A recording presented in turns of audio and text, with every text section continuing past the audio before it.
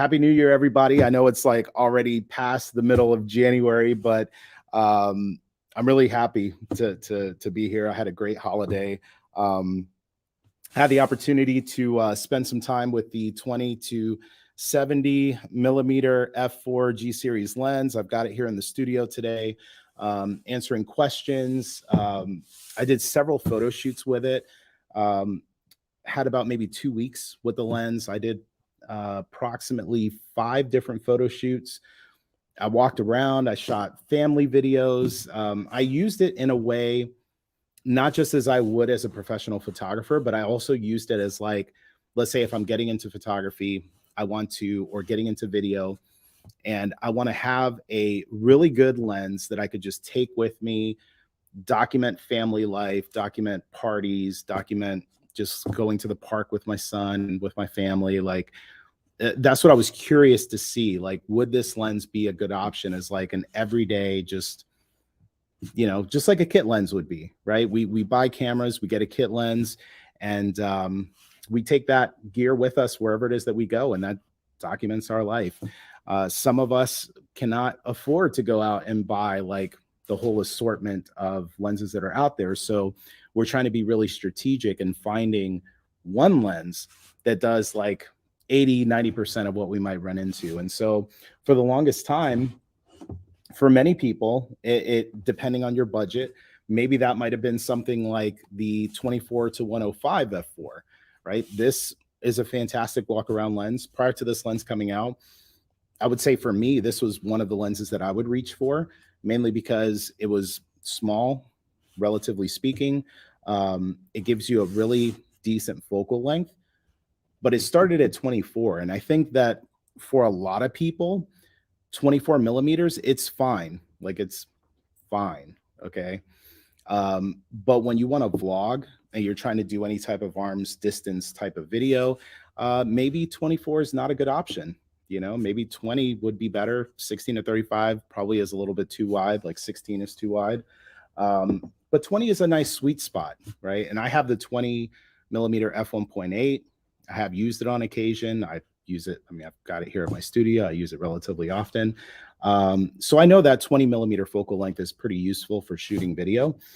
But fast forward, now we have a 20 to 70 millimeter f4 lens. It's smaller than the 24 to 105 naturally, because it's not going to 105. But it's small. Like, it's really compact. So we're going to get more into this momentarily. I'm going to make sure audio is working. It sounds like it is. We may be joined by a guest on this live stream, waiting to hear back. But yeah, let me know where you all are watching from right now. And if you're watching this live stream, please do me a favor before we get into things too deeply. Make sure that you leave a like on the video. That helps me out tremendously. That could be like, my birthday was December 26th. So that could be like my belated birthday gift. Just leave me a like on the video. I would appreciate that. Let me go to the chat here. And so Victor was asking, why an f4 though? That's a really good question. So it's an f4 for a number of reasons, probably the biggest reason being price. If this were an f2.8, it would be a lot. It would be way more expensive, number one. Number two, f4 is not that bad. I find this to be kind of interesting. I haven't told this to you all as my audience and friends here on YouTube, but I've been working on stuff over the last like 7 or 8 months. Some of it you could see behind me. I haven't talked about this in a video just yet, but I've been collecting old vintage digicams, old vintage film cameras. And I was so, seeing the history of photography, it's so funny because, like, here we are talking about f1.4 lenses, f1.2. Back in the day, like a lot of the really good lenses were f4s and f2.8s. That was kind of like, you were doing pretty good. If you got an f4, f3.5, f2.8 lens, you were doing pretty well. Most lenses were variable aperture, so if you had something like a 20-70, it would be like 3.5 to 6.3 or 3.5 to 5.6 aperture, which kind of stunts the capabilities of a lens like that. But f4 for a number of reasons. F4, number one, because it makes the lens small. For those of you who haven't seen this, I have a couple of different lenses here just for a comparison. Actually, so I have the 85 1.8. And of course, they're not the same size. It's just slightly bigger than an 85 1.8. Comparing it to something like, say, the 2470 G Master, it's smaller, it's more compact, obviously. And same thing with the 24 to 105. It's a smaller. I guess I could take the cap off here. It's a smaller lens. So for people who are going out for travel, for things of that nature, you're getting a wide focal length. You're getting all the way up to 70 millimeters, which is great for most things, for portraits, for pretty much anything that you would encounter. And f4 these days, it is not bad. Like it kills me when people are like, oh, but it's f4. Because the reality is, we've been talking for years and years. This isn't a new thing. So correct me if I'm wrong. We've been talking about how good the modern cameras are in going up in terms of your ISO performance and still giving you like a clean image and giving you clean video, to the point to where, like, say, for example, I'm on an FX3 right now on my main camera. That's 800 ISO is the base ISO. So, if we're talking about being able to shoot in low light conditions, there are a lot of ways to skin a cat, as they say. You can skin it one way by saying, okay, an f2.8, right? Or an f1.8 or f2 or f1.4 or whatever, right? Wider aperture to let in more light. Or we can make our sensors a little bit more sensitive, in a sense, to that light. So we can go from, ISO 100 to 200, 400, 800 and higher, and still be able to achieve what maybe we could achieve with that lower aperture. Now you might say, okay, but what about the bokeh? We got to have that bokeh, right? And again, y'all know, like, if you follow my channel, my stance on bokeh. It's cool, it's nice, it's an effect, but it is not everything. And the reality is, I would prefer to shoot things like portraits, which my channel really focuses on portrait photography, improving that through lighting, all types of different techniques you already know. But I would prefer to do that at a higher aperture, right, or a narrow f-stop versus shooting it wide open, right? There's a time and a place for that, and that's great. But if I have to trade off price, right, because obviously an f2.8 or an f2 or f1.8 or whatever dream numbers we can come up with for a lens like this, that would be a lot more expensive, number one. Number two, just from an engineering perspective, it would be a big lens, right? I mean, you've seen other lenses on the market that, give you like a wider aperture that cost a lot more, and they are much larger. And really what Sony's trying to achieve here is to, give people an option that is compact, that's lightweight. That's kind of one of their pillars, in terms of lens making and just cameras in general. They want to make products that are really good, but that aren't bigger than they need to be, right? So this 20-70 to me, and I have a lot of lenses here. I'm more privileged than some in that sense, right? To where I can try these different lenses. I own many of them. I use them on a day-to-day basis. If I strip all of that away and I say, okay, let's take all of this off the table, fire sale, got to get rid of all of it, I can only keep one, right?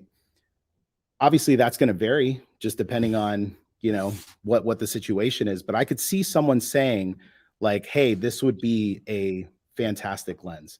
Manny Ortiz, can you hear me? What's up, man? Going on? What's happening? How's everything? Yeah, we're just on this live stream thing. Pretty good. Yeah, man. How's the holidays? Busy as hell, man. It's not supposed to be this busy in January, Yeah, at least yeah. for I'm me. sure you were working on this 20 to 70 millimeter video. I watched it earlier. Yeah, You man. had some hot takes and some not so hot takes. Yeah, I think I just overthink it. I think I'm overthinking the whole, like, who this lens is for, you know?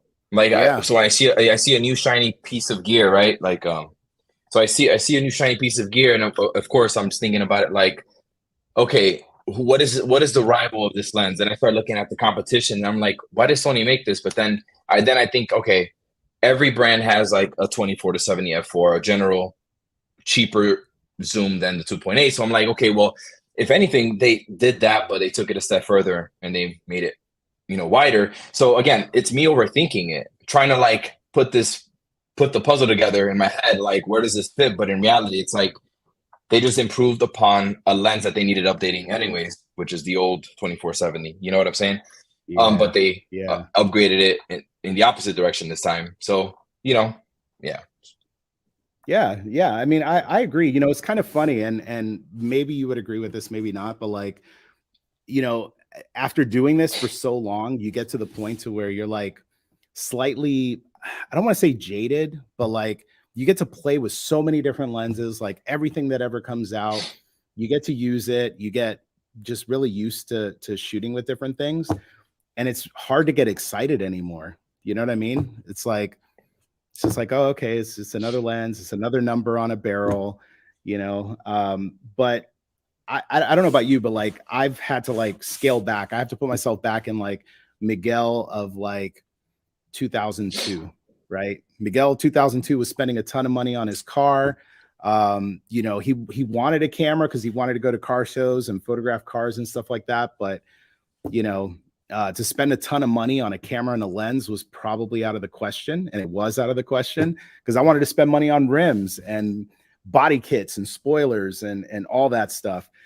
So a lens like this, I mean, this is like upper echelon of like camera equipment in my mind. If I was Miguel of 2002 that was building a small camera kit that I just wanted to have something with me to just document life, you know what I mean? Like to take videos, to go out to sporting events, to go out with friends on a weekend. Like, to me, a lens like this makes sense for somebody who's in that position. May not make so much sense for like the professional working photographer, wedding photographer, whatever it might be. But I think as like an everyday type of lens, I mean that it's I can't think of too many lenses that are in its league. But I know you try a lot of different lenses, so that's why I wanted to have you on and get your take on it too. Yeah, so I mean, like again, it's like I get hands on with so many lenses. It's hard to get excited about something, especially when it has like an f4 tag. I know that it has a stigma with f4, but at the end of the day, this is the way I see it. Like looking at it for what it is, the video autofocusing was really good, Yep. and ability to rack zoom and zoom in. I think this is more of a video lens, but again, it just depends on what you do. Again, this is when I just I really, I'm like, I don't know where I'm at, but overall though, like, the fact that it goes to 20 millimeter, you lose out on the extra reach, which a lot of these cameras, you can get the reach in video for sure. You can crop in and Yeah. do all that, but you have, yeah, see, it's one of, like, if I was traveling somewhere, I needed one lens and I can't use any of my specialized prime lenses for it or whatever, and I want to take one. This makes sense. Right. It really does make sense because it is reasonably smaller than a 24 to 72.8, and it has a little bit on the wider end. And you know, um, Yep. in a pinch, having that extra width can come in handy. So, yeah, yeah, I think I like it. I like it, but again, we're tainted by the whole new. Everything's got to be new and shiny and fresh and sexy. You know. Yep. Yeah, it's like if it didn't say F2 on the barrel, it's or F1.8 or F1.4, it's like for a lot of people it's just dead in the water, but I personally, I mean from my experience using it for a bunch of different things, I feel like those people might be missing out. There's and this is one of the things that I think you said this in your video and somebody kind of talked about this in the comments, and I want to ask you about it. I want to dissect this, right? Speaking on that F4 side of things, I know for a lot of people, they see F4 and they're just like, oh, it's F4, right? Like it's a bad thing, right? Right. So I'm going to put the devil's advocate, argument on the table, which is to say that why is it a bad thing? Is it a bad thing because of the fact that it may not be the best option to use in low light? Is it a bad thing because bokeh? Why is it that F4 for so many people is a non-starter in a world where, let's say, an A7 IV has amazing like high ISO performance, right? We can make up the light difference from 2.8 to F4 just by going up a few stops on our ISO, right? And we still get something that's clean for photos, still clean for video. Obviously, the bokeh side of things is going to be different. But you know what? We could pick better backgrounds. We could pick better locations, right? That's kind of my devil's advocate take. But what do you think makes F4 like such a dirty word? Like it makes it an F word. Naughty. Yeah. Well, a couple things, and I'm gonna just say the quiet thing out loud. I think that, well, I mean, the thing that people feel like, I feel like some people feel like when you have an F4, you feel like you have an inferior piece of kit, right? It's like it's almost like you're trained like, okay, so if I have an F4 lens, it's not like a premium piece of glass. So I feel like having an F4 makes you feel like, okay, I'm not getting the best quality, in your head. That's for one. For two, yeah, low light, anything low light, and you're gonna feel the pain once it starts to get a little dark. You're gonna feel the pain on that. I know you're saying with the low light on the A7 IV, but you do feel it, and you do feel it when it gets somewhat dark. And yeah, the background blur is like, that's another thing. That, but at the end of the day, man, you know how it is. Like when you know how, if you're in a pinch and you got to take a nice photo, you can still take a nice photo. Right. The background blur is not going to make it or whatever. It's not going to make or break the shot, especially at 70 millimeter. You're going to get it's going to be somewhat blurry. It doesn't make the image, but I don't know, man. I think for the most part, I mean, I think I come up with like 10 different reasons, but I think that overall people feel like it's an inferior lens, because it's an F4. Yeah. And low light. So let me ask you this. Because I agree in terms of like, there's this idea, there's this feeling, right? And it's like, it's a very, like the way people feel about things is always like a very like personal thing. But when we're talking about optics, we're talking about like math, like we're talking science, we're talking like concrete things, right? So I agree. I mean, I think there's this like this idea and this feeling. And I don't know where it comes from, but like there's this feeling that if you have something that's an F4, that like, you're looking at the catalog and you're like, well, what's better? And you see like a number on a page and it says, oh, well, there's an f1.4, there's an f2 or f1.8 or whatever, and that lens is better. That doesn't always turn out to be the case, right? Because like say on the 50 millimeter side of things, if you get a 50 millimeter 1.8 versus like, let's say, I don't know if you tried the 50 millimeter 2.5 before? What? I think it's a macro, the 50 millimeter f2.5. No. Have you ever used that one? Yeah, like that's just one example. Like 50 millimeter f2.5 is a macro. That's better than the f1.8. You wouldn't think it, right? Because it's 2.5. But I feel like the f4 versus like f2.8 thing, or f anything that's wider than that, that it's this feeling versus the reality. Like you and I both know this 20 to 70, dude, they put XD linear motors in this thing. It's the same stuff that you find, in the high-end glass. You're talking like all the latest, techniques in making lenses. It's not like they make this thing plastic, glass. You know what I'm saying? Like they put like all the high end stuff that you've been seeing and like all the good modern lenses, they didn't skimp out on any of that stuff.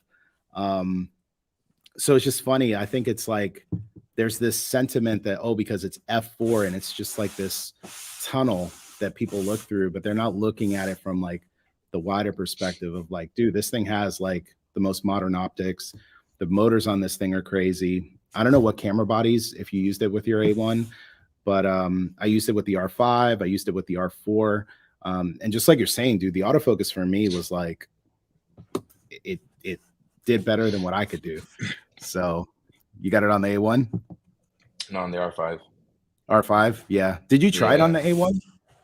No, I've been shooting only on the A7 R5 lately. Yeah. I'm starting to really grow on me, but yeah.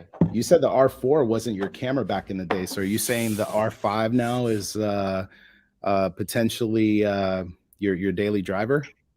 Yeah, because I could shoot medium lossless compression. So my files are about like between 35 and 40 megabytes, which Yep. you know, and my computer doesn't struggle reading those compressed files. So in a sense, I'm not losing out on much. It's like magic, you know. I don't even know who created these things, but man, it's magic. It's like having two cameras in one, you know. Yeah. Important. I can raise it up. If not, it's great.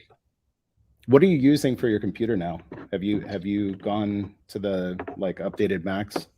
Yeah, I always get the Mac. I always justify it. So I got the newest M1. M1 Max. M1 Ultra or I paid 4K for it. I paid 4,000. Yeah, I think it's the M1 Max. Yeah, not the I don't have the Ultra. No, I don't have the Ultra. I have the Max. You got the MacBook Pro or you got the Studio? No, I got the MacBook Pro because I bounce from studio to work, or home. I just bring my laptop. Yeah. Yeah. Let's take a look at the comments here really quick. I want to make sure if people are asking questions here. Let's see. Victor said we're spoiled. So spoiled. Yeah, I know. I'm not gonna lie. Like, I'm very spoiled. But you know what? I like when it comes to making videos and when I review some of this stuff, I have to put on a different pair of glasses. You know what I mean? I put myself in the like, I just bought a camera or I've had a camera for a little while. I'm an enthusiast. I want something better than my kit lens. I'm busy. You know, what can I get? And so okay, cool. To me, like this is on the run. But let's see. Somebody said, oh, Victor says subject separation with F4. Rick says it's because people cannot afford. Let me just put that on screen. 2470 and the one you buy must be the all it can be. F2.8 is better than F4. So my only lens must be the best. What do you think about that, Manny? Do you think that do you agree with that? Because people cannot afford. Think about this. Like put yourself in those shoes, right? F2.8. I think the F2.8 G Master is what, like 2 Gs, 2200, something like that. Yeah, it's between 2 and 25, I think. Yeah, I mean it's a good chunk of change. And you're talking 1099. Somebody was asking earlier, the 20 to 70 F4, it's basically $1,100 US. Yeah. So we're talking half price with a 2.8. So, you know, on the one hand, like if you can't afford, like if we just put the words can't afford and we're talking F2.8, like we already have a conversation that we need to have. Because like if I can't afford an F2.8, let me tell you, I'm gonna take this 20 to 70 F4 and I'm gonna rock the hell out of it, you know. And I might go and I might take the extra, you know, $1,000, $1,100. I don't know. I got to look and see what the difference in price is, but you know, I would take the difference in price and I'd go put it into another lens. You know, maybe I put it into like an 85-1.8. You know what I'm saying? Still have some money left over.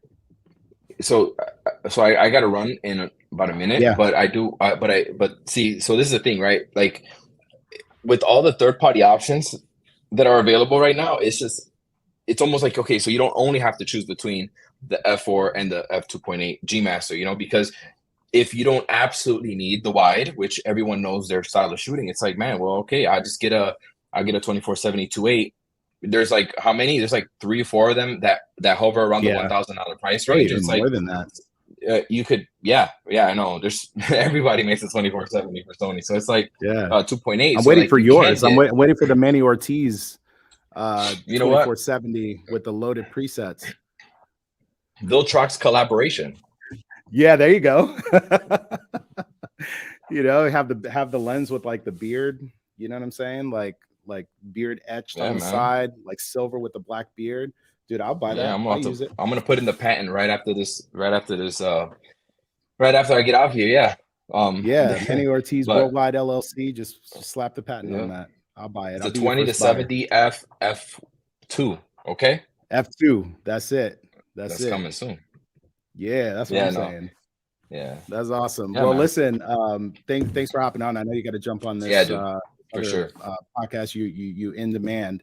Not I'll leave even. your Not even. everybody knows, everybody who's watching this probably already watches your channel, but definitely go check out Manny Ortiz on his channel. Definitely. Check out his video. Go show him some love in the comments as well. He had a good take and a good video on this lens.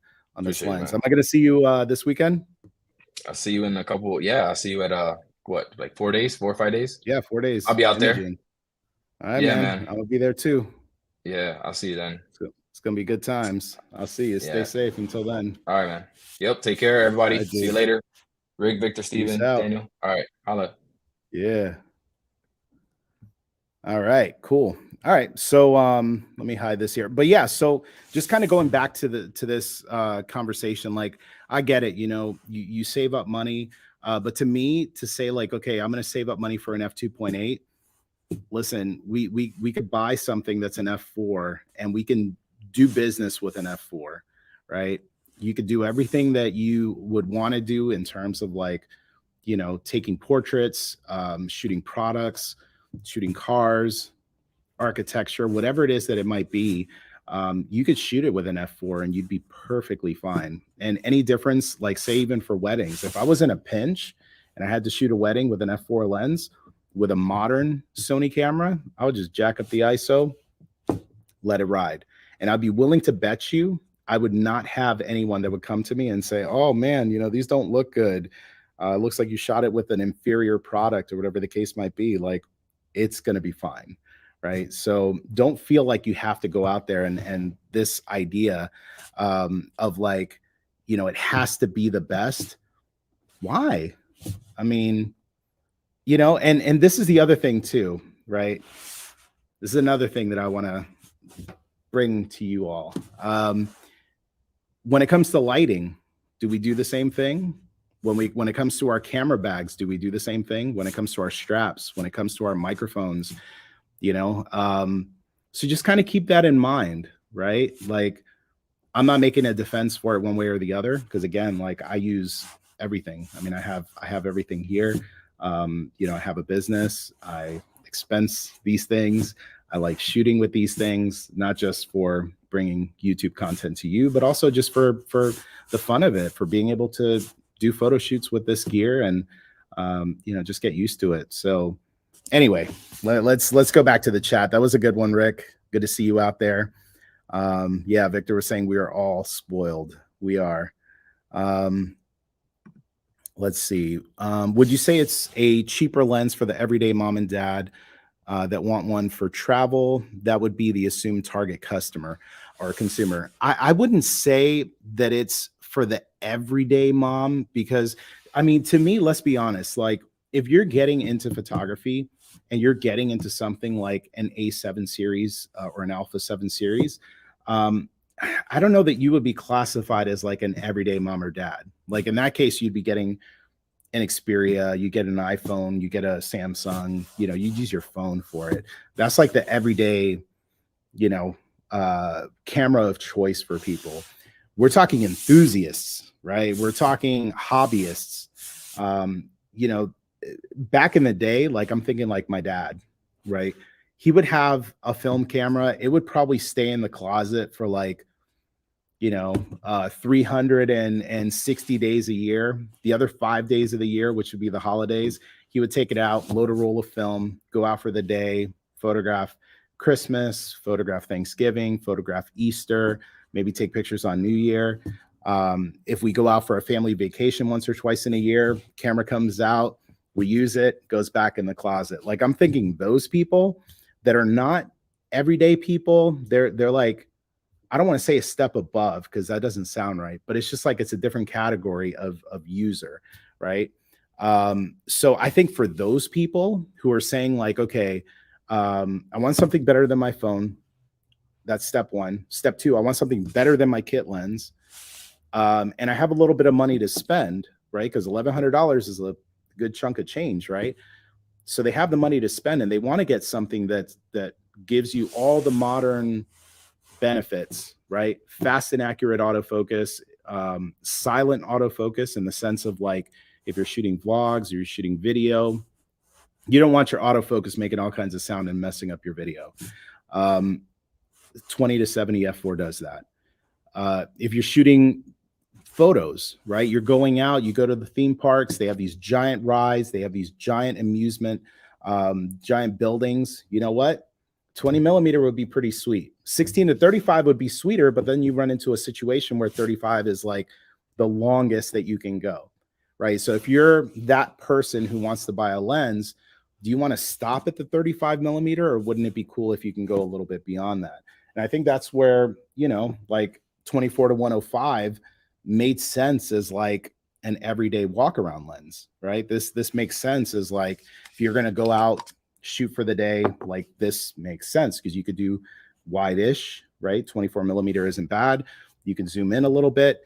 But a lot of the benefits that you would get with a lens like this, you know, getting that long end, just like Manny was saying, you can use clear image zoom and you could double this 70, right? It can be 140 millimeters. So, you know, these are things that you have to talk about. But look, if you're going out for the day, this is the, hopefully you can see this. This is the 20 to 70 fully extended to 70 millimeters. This is the 24 to 105. You know, it's smaller. And then once you have these at say 20 and 24, you still have a smaller lens, right? And let me get rid of the question down here at the bottom so you can see that. So you still have quite a bit of difference. The lens itself is also, you're not going to be able to see this, but it fits inside of the, you know, diameter of the 24 to 105. So, you know, it's small. And I don't know about y'all, but like, if I'm going to be walking around for the day doing family vacation stuff, I don't want to carry like a big camera. I don't want to carry a big lens if I don't have to, right? Sometimes that's what's available. It is what it is. It's the current technology that we're in. But, you know, if I have the option, I would probably prefer to have something that's smaller, compact, more versatile, gives me all the autofocus, you know, quiet, fast, smooth, accurate. 20 to 70 is pretty sweet for that. So I think it is for that kind of person. Let's see. So Rick was saying as a follow-up here, so 0 to 60 miles per hour in 2.8 seconds is better than in 4 seconds. Not that I need to always start at 2.8 seconds, but it's cool to know that it's there. Yeah, I mean, I'm not gonna debate that, but what I'm saying is, in the car side of things, you know, there's a big difference between a 4-second car and a 2.8 second car, right? It's a big difference. The amount of modifications, the size of the engine, miles per gallon, there's like all this different stuff. We're talking they might be similar. They got 4 wheels. They're a car. You could sit in it. They got AC maybe. They have similar, you know, benefits, but they're going to be different in terms of how much you're spending for it. What does everything else look like as a package? I think from a basic standpoint, yeah, of course, like f2.8 it'd be better to be able to have the option if we're living in a vacuum to go to 2.8 versus f4. But if you expand that conversation, you say, okay, why is it better for me to go to f2.8, right? And then you start to say, okay, well, it's better. And let me know in the comments, because I'm having this and I'm curious, like I'm genuinely curious, because I want to put my brain space into like, how are people thinking about this, right? So why is it better? Like we're saying here, it's cool to know that it's there. Well, when it's there, what are we doing with it, right? To me, I see two things. I'm seeing it's good to know if you're in low light, and it's good to know if you want to blur the background. Um, F4 still blurs the background. It still looks really good, especially if you're shooting at, let's say, 70 millimeters, really anything from 50 to 70. You're starting to get that compression. You still have beautiful bokeh. I have some photos that I could hopefully pull up here if I have a space here on my hard drive to plug it in. But I can show you what F4 portraits look like outdoors. You're still blurring the background. It still looks good. Are you blurring it as much? No, but do you need to? Right? That's really the big question. I think a lot of these debates, like, yeah, it would be better, to be able to go to 2.8 if that was it. But with the 2.8 comes bigger price tag, bigger lens.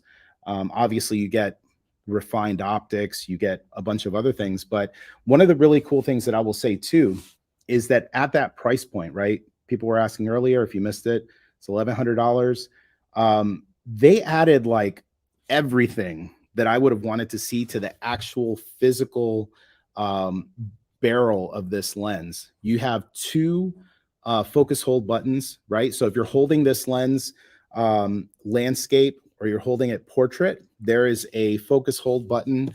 Let's see if I can get this to focus on the lens, maybe. So you see focus hold button and focus hold button. So no matter how it is that you're holding this this lens, you have access to that. I made a video for Sony Alpha Universe. So if you're curious to know, like, what is that button about? What does it do? I have a full video on that. Of course, you have your autofocus and manual focus switch. You have a full, you have your aperture ring, so you can adjust your aperture. It actually has an iris lock. So right now I'm trying to twist that ring and it's not moving because it's locked. I just unlocked it. So now I could adjust my aperture. And if you hear this, you hear the clicking, right? It makes a clicking sound. However, it could also be declicked. There's a little switch here and we will turn that off. And now, right, it just slides to change your aperture. Or you could put it in A and you're able to control that with your camera.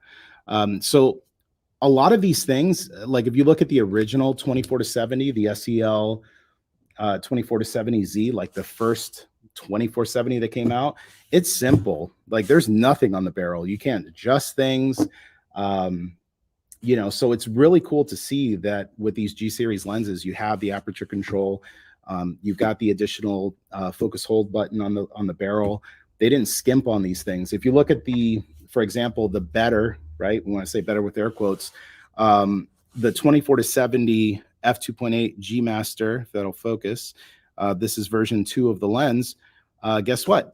You've got focus hold button and focus hold button on that side. So you have two, just like the 20-70. You have the manual focus and autofocus switch. You still have the aperture ring that you could adjust. It could still be declicked. The only difference with the 24-70 and the 20-70 is that, let me hide this here. You have this little switch here that says smooth and tight. And that's really the only difference. So all that does is just change how smooth or how tight the lens will zoom in and out. So you have a little bit more control. Right now it's on tight, so twisting this takes a little effort, right? And if I go to smooth, it's just faster, right? So that's really the only difference that it has from a body perspective, right? Comparing 20-70 versus 24-70 G Master. As far as the barrel is concerned, the feel of it, they feel the same. Like if I'm closing my eyes, I mean, obviously the 24-70 is heavier. It's a bigger lens, but in terms of the feel of the lens, they feel very comparable. It's not like I'm feeling like a plastic lens. So there's a lot of layers to this conversation. Hopefully this conversation that we're having will expand that a little bit more. So Let's see. Let's read this one here. I have the 24 to 105 f4 and the 20 millimeter f1.8, and that combo is great, but at a cost. This new lens is a curious proposition. If I was starting out, I think 24-105 is still a better choice. Yeah, I mean, like I said, it just depends. Like, I'm a big fan of the 24 to 105. I love that lens. I think if I was starting out, for me as a portrait photographer, I like the 24 to 105 f4. If I'm in a spot, and let's say the majority of the work that I'm doing is portrait work, 24-105 is a sweet proposition. Now, if I was, let's say, using this as like an everyday lens, doing video, doing, going out to the park with family, things of that nature, I think the 20 to 70 would be a better choice. Just being able to get wider. How many times do you go into like closed rooms, like closed environments, and you want to be able to shoot photos, and you want to be able to shoot video, and you physically can't get back any further? You want to take a big group photo at a family dinner, and you've got 15, 20 people there, and you want to take pictures of everybody, but you can't back up any further. These are situations where having that extra 4 millimeters makes a big difference. I talked about this in my video as well. I don't know if people have thought about this, and I think about things in a weird way, I'll be honest, but on paper, it doesn't seem like 4 millimeters is a big deal. And when you start looking at the field of view, and I would tell you, go onto like Google, do a search for field of view chart, and take a look and see.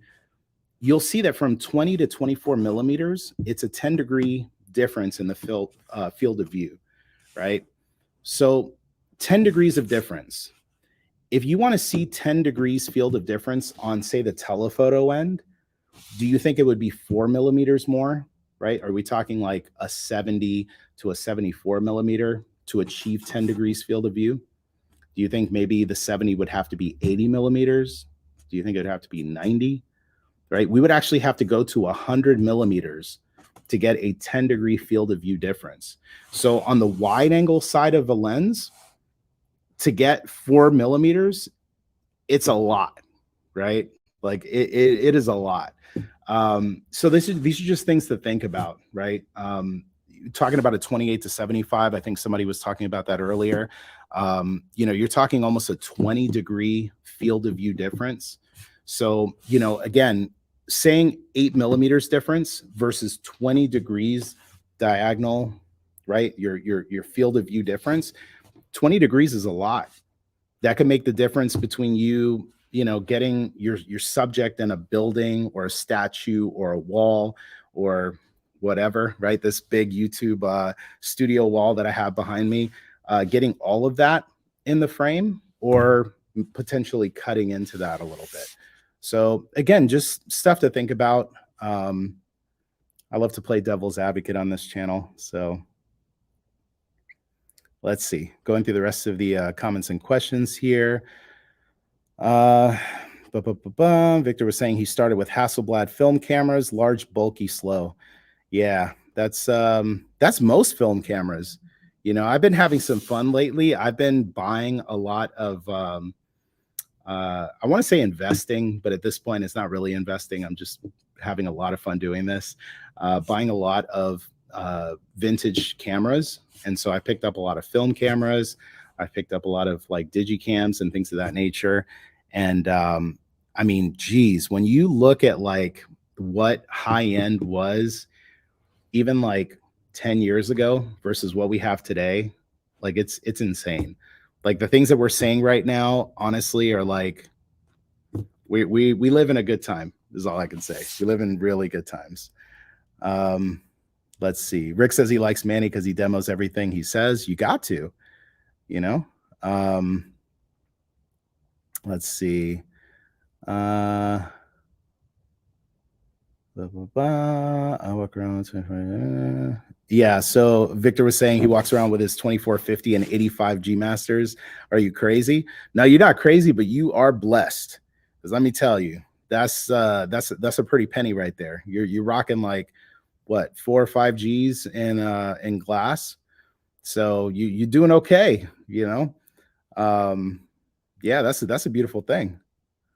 Let's see. Lee Zavitz in the house. It really comes down to higher ISO in low light. Outside of that, f4 is totally fine for everything. The lens rocks. Yeah, dude. Hey, Lee, by the way, if you're still in the chat right now, if you want to hop on the stream, let me know. I could send you a link. But yeah, I mean, I totally agree. And I think, you know, it's just such a funny thing because we've seen, like, in the last, I don't know, I would say like 6 years, we've seen photographers, YouTubers, filmmakers, we're talking about how great these newer modern mirrorless cameras are in low light. You know, people like Philip Bloom are going out and using these cameras, you know, in no light, like no, they're using practical light. They're going to the beach and just using the moon as their as their light, and they're filming in these low light scenes and shooting at what I would say would be crazy high ISO, right? And they're getting really great results. And so I don't know, to me, like, geez, you know, the difference between f4 and f2.8 isn't really that hard to overcome by bumping up your ISO, you know, and the ISO is still going to give you a really clean, really nice result. So let's see. Rick was saying, I look rather light skinned. Or am I back in Jersey? No, I'm not back in Jersey. Unfortunately, you know, well, fortunately and unfortunately, I'm still in Orlando. Orlando's been treating me good, but I do miss my my peeps in Jersey. So I will be back. By the way, now might be a good time to say this. So next month, I'm going to be in New York City. B&H depth of field. I will be there. Not only will I be there, but I will be teaching. So if you haven't already registered for the B&H depth of field event, head over to bnh.com. You'll see the banner up there. Click it. Make sure that you register. Really excited. So I will be in town. More news to come later on that front. And then later, I guess at this point next week, I will be in Nashville for Imaging USA. So if you are in the Nashville area, if you plan on attending Imaging USA, you're going to see me. Just confirmed with Manny earlier on the stream. Manny will be there. Bunch of our YouTube friends are going to be there, photographer friends, just good people in general will be there. It's going to be a lot of fun. If you're going to be there, let me know. Let me know in the comments. Let's see. Here we go. All right. So more tools and options are a good thing. I worked at a camera store from 2015 to 2020. There are a lot of beginners, new parents who think $1,000 for a lens is insane. Yeah, I mean, this is what I'm saying. Like, not just parents. If I go home right now, right, and let's say you know, this lens came out, and let's say it's one that, like, it's high up on my list of things to get. If I told my wife, listen, this lens just came out, it looks really exciting, I could use it to film, you know, our weekend outings and parties, and, you know, for the guys and, you know, that are out there who have to justify their purchases, and gals and everything else that's out there trying to justify their purchases to their significant other. Y'all know the struggle, all right, of like, okay, how am I going to present this? How am I going to go home and justify that I want to buy this like $1,100 lens, right? You make it up every like beautiful thing, like, oh, you know that vacation that we've been wanting to go on, you know, it would be so much better if we could just get this lens and we could take it, and it would be so much fun. You know, you're building up this like this scenario, this scene, right?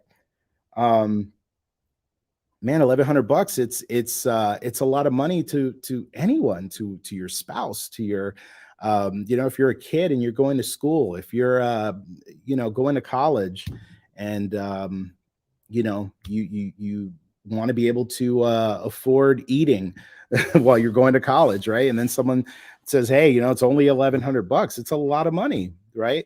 But to me, what's important is, like, is it well spent, right? If you're going to be serious about photography, or if you're going to be serious about video, if you're going to be serious about content creation, things like that, would this be money well spent? And in my opinion, after using it for a bunch of different things, you can watch my video on Alpha Universe and you could see like my full review on it.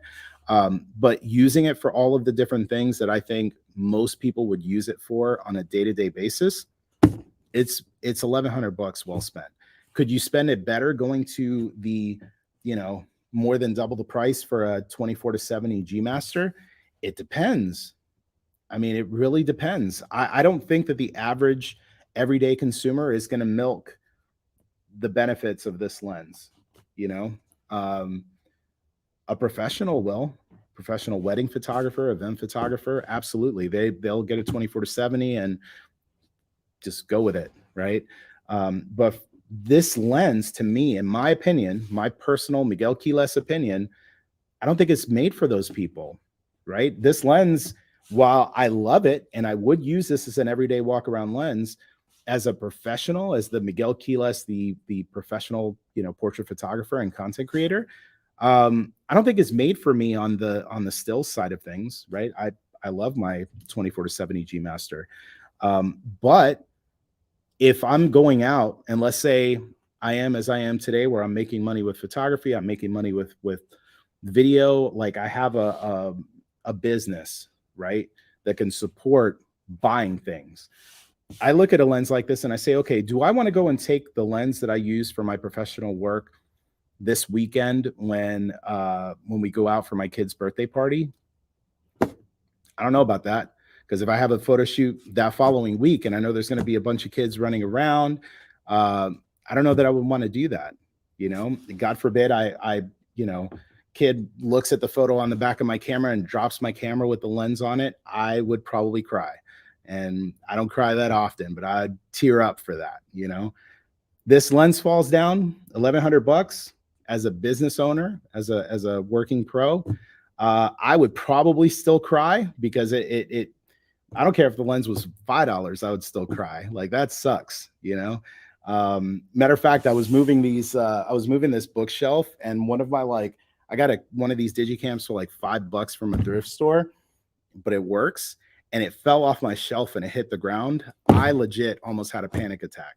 I was like, are you kidding me right now? And it was only $5. So that being said, if $1,100 lens falls down and hits the ground, I'm probably still going to be like, come on, man.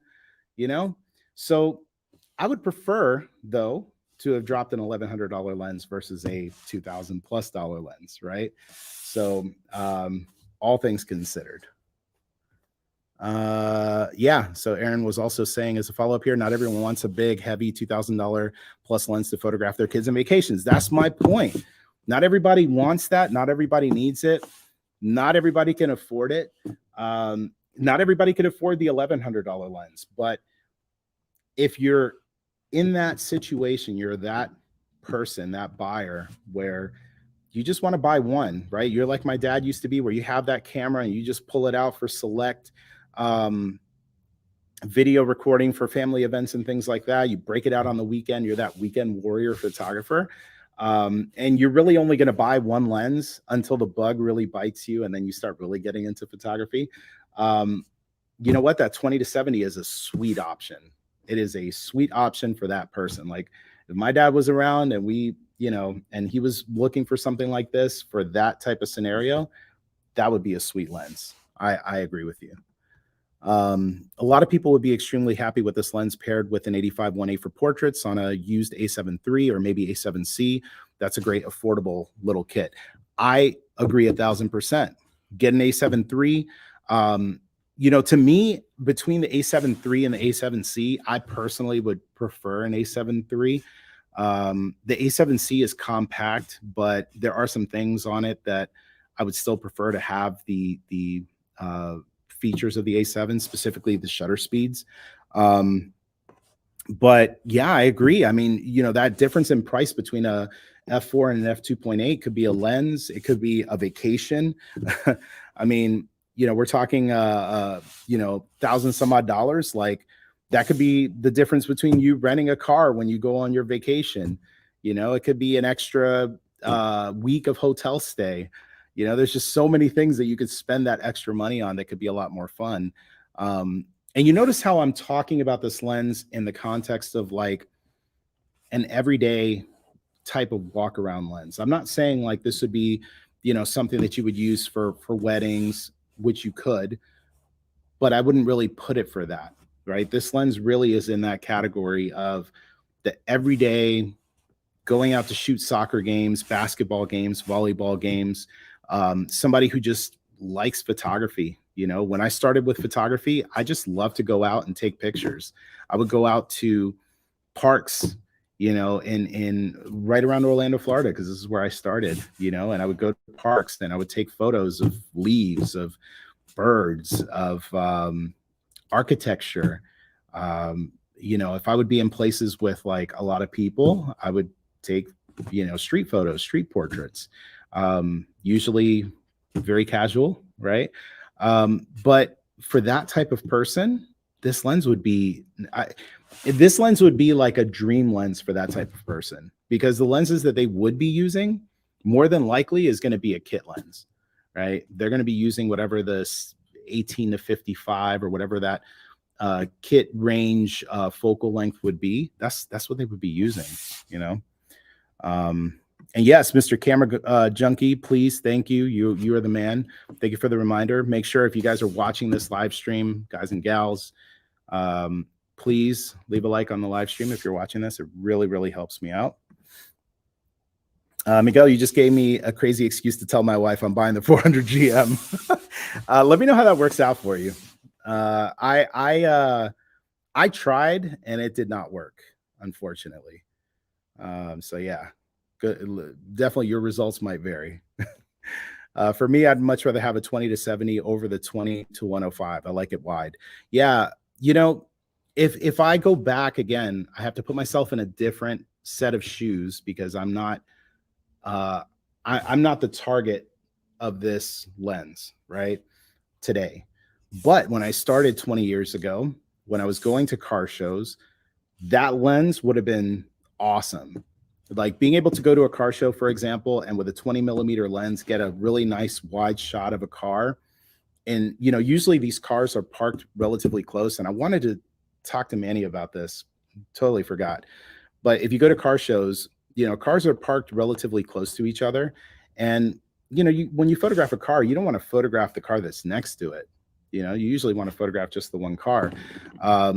Being able to go to 20 millimeters is a big deal. You know, being able to isolate something and maybe even stand closer to it and get more of that field of view. Yeah, that would have been great for me back then. So let's see. Aaron, I'm the opposite. I love the 24-105 and even hope they'll copy Nikon and make it 24 to 120. So here's the thing. It is, and I talked about this in my last video. It is technically easier for you to add additional range on a lens than it is to go wider.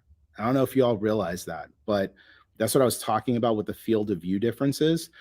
You know, to go wider takes more work, more skill than to go longer on the telephoto side. And that's why you're seeing lenses like, you know, I forgot what the Tamron one was. It's like 35 to 150 or something like that.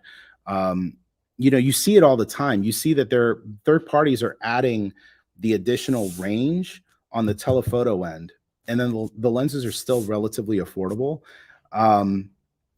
You're not seeing it on the wide end. And if you do see it on the wide end, then they shorten the telephoto. So yeah, I mean, that we could throw all kinds of numbers. I mean, it would be really sweet to see a you know, 20 to 150. Like that would be a dream. You know, 24 to 120, like, I don't know. I mean, I feel like a 24 to 120, I probably would still prefer to be in like a 70 to 200. But then again, I'm a junkie for 70 to 200. So that's just me. 24 to 105 F4G is awesome for portraits for beginners, people who don't have GM money. Yeah. You know, so that's the thing, right?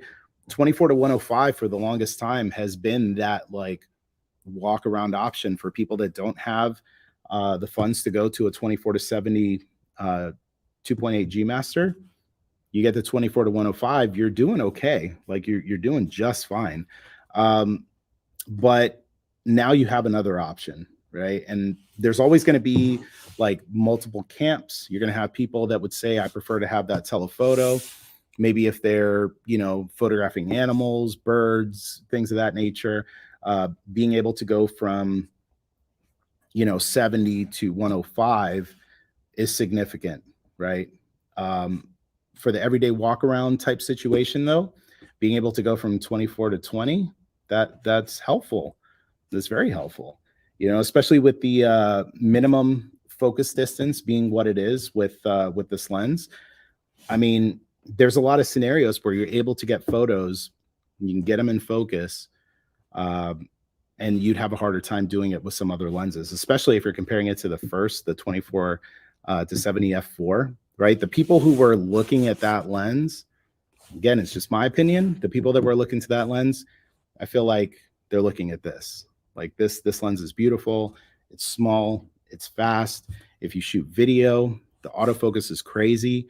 I feel 100% comfortable putting this lens on any of my like A7 IV, FX3, A7R5. I feel totally comfortable putting this lens on those bodies, putting wide area continuous autofocus with eye autofocus, and just let the camera do its thing, right? Just make sure my composition is nice. Everything is going to look, you know, really nice and in focus. So just checking out. Cool. All right. 70 to 200 is all over your videos, and I understand. I got the Mark II, and it's beyond great for portraits. Yeah, you know, guilty as charged. Matter of fact, yesterday I was here in the studio doing some photo shoots. I used the 20 to 70. I want to say 24 to 70 every time because it's just what it's been for so long. But now it's 20 to 70. So I used the 20 to 70 for one of the shoots. Great performance. Ended up using the 70 to 200, and of course the results were insane. So for me, I think I mean, maybe I'm just like a sucker for 70 to 200 millimeter lenses. Like even going back, I think one of my favorite lenses that I used to shoot with back when I used to shoot with DSLRs, it was actually a 70 to 200 f4. Like that was it for me when I started.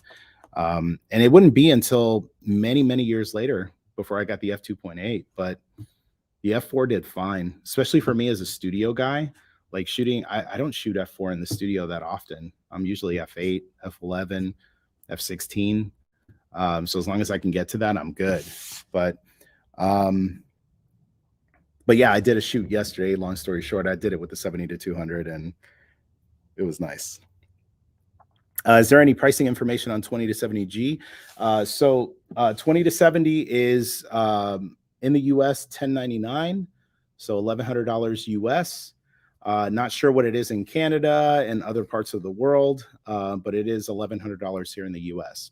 And I believe, which let me double check this because I do not want to misspeak. I'm going to head over to B&H, Sony, which by the way, if you missed this, you should head over to B&H's website too and check out Depth of Field because I'll be there next month. All right, so right now I'm on on B&H's website. Sony FE 24 to 105 f4 in stock, $1,298. So, question for everybody in everyone watching this right now. Basically $1,300 for 24 to 105, or let's make sure, unless I'm going crazy here, 20 to 70, okay, or $1,098. So $1,100 versus $1,300. Is it worth $200 for you to have a longer focal length, but not as wide, or to have the wider focal length, and also to have a lens that is smaller, right? It's shorter. And even when you zoom out, like I was showing you all earlier, I'll do this again. Even when you zoom out to 105 and 270, it's still smaller, shorter. Is it worth $200 more for you to go into that? Let me know in the comments. Super interested to hear your take on that. But, you know, to me, 1098, again, putting myself in those shoes, depending on what you shoot, what the situation is, save $200 and you go 4 millimeters wider, 10-degree field of view more than what you're getting with the 105. And granted, you're not able to go to 105, but guess what? You go into any of your cameras. Let's say you have a A7 IV, turn on clear image zoom. You could actually have a really clean, crisp image zooming in through this lens. You could effectively get a longer focal length that will take you beyond 105. You're cropping into the image a tiny bit, but guess what? If you're on an A7 IV, you're at 33 megapixels, whatever that is. So you're still better off than you would be with what people have been using now for the last, God knows how long, 10 years, right? So just think about it, is all I'm saying. Let me know what y'all think about that. Going back here, taking the smaller 20 to 70. Yeah.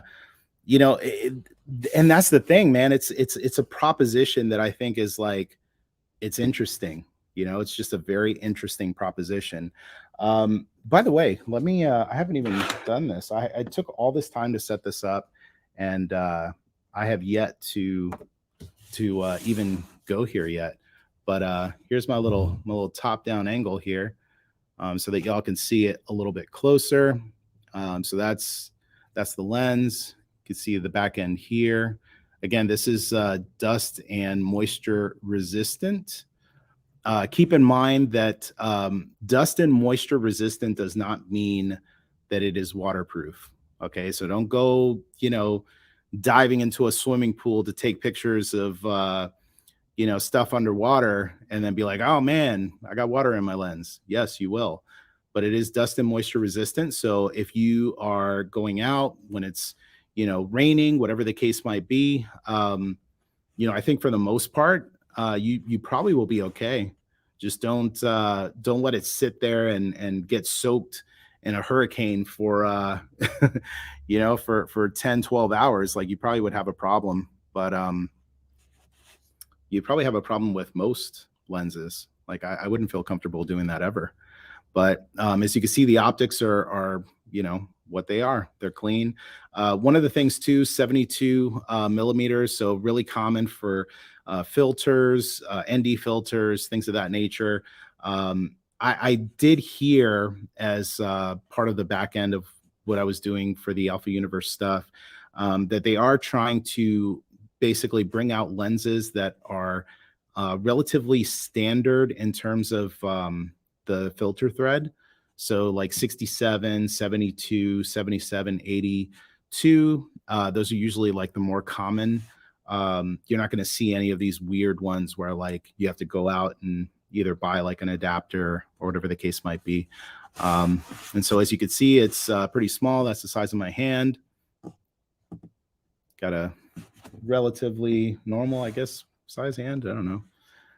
There's the 85 next to it, just to give you an idea for size. So a little bit bigger than an 85-1.8. Looking at it with the 24 to 105, you can see it's smaller. Going with the 2470 G Master version 2, you know, there we go. Trying to make them about equal. So pretty big difference in terms of the size of the two lenses. This being the 2470 G Master, this being the 20 to 70 G. One of the other big things too is that you're getting those XD linear motors, which Sony has been using in their pretty much all of their modern lenses, which is awesome. Because one of the things that people do not talk about enough, and I'm going to try to do my best to do that moving forward, is that you get these cameras, like, for example, I'm shooting right now on the FX3. You get these new processors, the autofocus is great, or you have, for example, got it off screen here, A7R5 with its, AI, all this stuff that they've added in terms of autofocus. The body is able to find the person. It's able to make a little, almost like if you ever played Xbox Connect back in the day, it makes like a wireframe of the person when you're using the camera. These cameras basically do the same type of thing, where I could tell your right shoulder from your left shoulder, right and left eye, your right and left ear. It's able to see all of that. The bottleneck is the lens. If the motors on the lens are not able to keep up with what the camera body is telling it to do, you're going to run into focusing issues. You're going to run into issues where your focus is off. You're going to run into focus issues where it hunts. You're going to run into issues where it tells you that it's in focus and it's not in focus, because the camera body is making all these calculations based on what it's seeing with its phase detect autofocus. But if the motors and the lens are not able to keep up with what the camera body is telling it, you miss focus, you run into all these problems. And that's one of the reasons why, a lot of people have been talking about adapting lenses, like older lenses, to some of these newer cameras. And while it does work, it's not as accurate. And that's one of the reasons why. The motors that they used, even like the top end motors that were used in, let's say, like DSLR glass, it's nothing like the systems that they use in these lenses here. Big difference. Let's see, just going here. Yeah, so just like Mr. Camera Junkie was saying, the camera knows where to focus, but the lens fails to get there. Sometimes the lens gets there, but then you move, and all of a sudden the camera is making calculations and it says, oh, they're not 4.6 feet away, they're 4.7 feet away. Camera lens, move all the optics to get the, thing, person, place, thing in focus. And all of a sudden, the lens is like, hold on, I'm getting there. Hold on. And at that point, you take the photo, it tells you that it was in focus, and then you zoom in and you realize, man, it's soft. It becomes a little bit of a problem. So that is one thing to kind of keep in mind. Let's see, MG Drive was asking, what about the weight? Smaller means lighter, also in this case. Yeah, so I mean, in terms of these two lenses, 70 to 200 and the 24 to 70 G Master version 2 and 20 to 70 G, yeah, this is a lot lighter. I mean, this is a lot lighter. In terms of, let's say, 85-1.8 and a 20 to 70, right? The 20 or the 85-1.8 is smaller, but I would have to pull this up. But to be honest with you, these seem about the same in terms of the weight. Maybe somebody can fact check me, make sure I'm not like fake newsing it right now. Actually, you know what? Let me just fact check myself while we're here. So once again, I'm on B&H's website because I don't remember the exact specs on the weight on this lens. So they're saying it is, okay, so it's 488 grams. Okay, so keep that number in mind, 488 for the 20 to 70. And if we go to the 85 1.8, so we said 488 versus, let's see if my feeling is right here. Okay, so 371. So there's a little over 100 grams of difference in the weight, but I could tell you, having the two in my hand, I mean, obviously this feels bigger because it is bigger, but in terms of the weight, this does not feel significantly lighter than this. The difference between 371 grams and 488 grams, I don't feel it. So yeah, makes a big difference, especially, for example, if you're comparing it to 24 to 105. 24 to 105 feels significantly heavier. Let's see if we could put a number to that. 24 to 105. All right, so we're comparing 488 grams to 663 grams. Okay, so almost 200 grams of difference between this and this. And yes, you will feel the difference. Not only is the lens bigger, but it is heavier. And it's bigger in most ways, right? You can just tell putting them side by side here as good as I can. Yeah, there is a difference. So, just some things to add a little bit of extra clarity here. Let's see. The other question here from John Young is clear zoom changing to APS-C crop mode. It is not changing it to APS-C crop mode. It's basically just allowing you to zoom. It's cropping into the image, into the full frame of the image. I think I have a video. So if you look up clear image zoom alpha universe, I think I made a video about this and I talk about how to set it up and give you some more details on that. I personally don't use it that often because if I want to get like more zoom, I'll just put a zoom lens on. Like I have the lens, so I use it.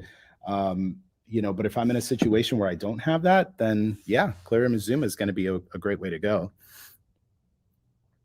Sean Evans says, I do like the 24 to 105.2, the OSS and length for the additional $200. I will say that the 20 to 70 should definitely be that first lens for someone going from the kit lens. Yeah, I mean,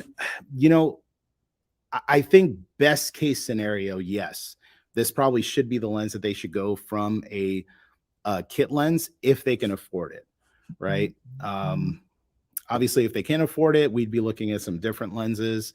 I personally think using like the compact travel primes would be a great option as well. Going with something like, let's say, the 24 f2.8 travel prime and like an 85. I want to say that probably would be about the same price.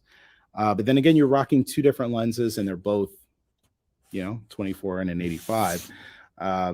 If you want to get one lens that gives you a lot of versatility for the price, yeah, I'm right there with you. Yep. So we talked about that. Do you buy a full frame camera to crop down to an APS-C crop? You don't, right? You don't buy it for that. But isn't it cool that you have the option to do that and not lose quality and not lose a noticeable amount of quality, right? Like that's part of the reason why many people buy full frame cameras, especially for like landscapes. They shoot way more information than what they actually want in their final image and they just crop it down. For example, my A7R5, 60 plus megapixels. Guess what? If I shoot APS-C mode, I still am shooting higher resolution than what the A7 III, A7 II. I have the A900, Sony's like very first full frame camera. This reach out here. Good thing I'm not wearing PJ pants today too. That would have been fun. The original, this is the OG right here. Sony's first full frame camera, the Sony Alpha 900, 24 megapixels, no live view. I'm pretty sure that if you were laying down on the ground and I just dropped this on your head, it would kill you. Like this thing is heavy. It's a brick. With something like this, you'd still do the same thing, right? It's full frame. It's 24 megapixels. You'd probably be, I don't know, maybe even if you cropped in 50%, you're still more resolution than an A7S III. So, like I say, it depends. Yeah, you're not buying it with that explicit intention, like I'm going to go buy a full frame and I'm going to crop into every image, but you might have to. And if you have to, it's cool that it's an option to be able to do that. Camera should not shoot till it's in focus. I agree with you. And so I'm going to go into story time very briefly because I agree with you. The camera should not let me take a photo if it's not in focus, although that is an option, right? You can go into your focus settings and you could set it to have focus priority, right? And if it's in focus priority, has to make sure that it's acquiring focus before it actually lets you take the photo. Here's the problem. And I'm not gonna say the specific lens, but I have a video on my YouTube channel. If you want to dig for it, by all means, go ahead and dig for it. I used a third-party lens. I did a photo shoot with this third-party lens that I wanted to love. Like, it is a focal length that for portraiture is amazing.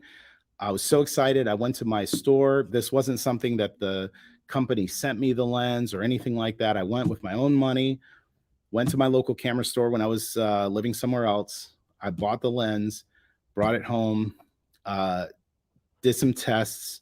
Then I did a photo shoot with this lens, 100%. Like, I normally don't do that. When I do a photo shoot, I use an assortment of different lenses because I have them.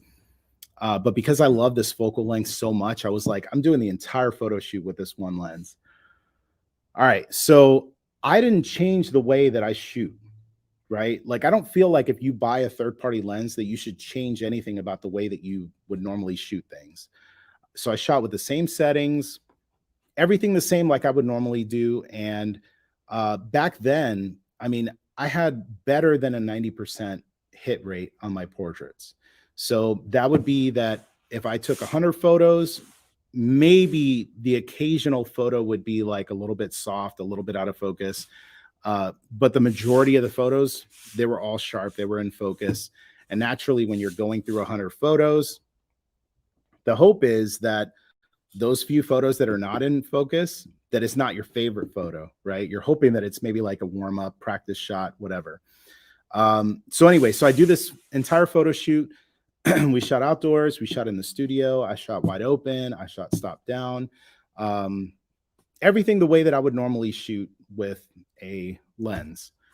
Get to my computer, start going through the photos. And again, assuming that I'm used to having a better than 90 some odd % hit rate on my photos, I didn't expect anything different using this third-party lens, but I'm going through my photos and lo and behold, I'm pixel peeping them and probably 60% of the photos were in focus. Now, at no point during my photo shoot did my camera not have the green box over the eye saying that I was in focus. And every time it took the photo, it is entirely possible for your camera to say that you're in focus and your lens is out of focus. This happens all the time. It happens less, in my opinion, and in my experience with first-party glass. But I can tell you with third-party lenses, it happens all the time. Matter of fact, another time, separate lens, I was at a trade show. And I'm at this trade show. I was teaching a class at this conference. And one of the reps from one of these third-party companies had this lens that if I told you what it was on paper and you had the opportunity to shoot with it, you would want to shoot with it, right? There was only like 6 or 7 of them that were out. The rep for the company was there at the trade show showing off the lens. And they're like, hey, do you want to go out and shoot with it? I'm like, absolutely, right? So I take this lens. There were some models that were modeling for some of the other photographers at the show. So I'm like, you know what? Come with me really quick. We're going to go outside. I want to test this lens out. So I go out and I start taking photos with this lens. And again, very low hit rate. And I'm trying to shoot wide open with this lens. I've shot wide open with, you name it, right?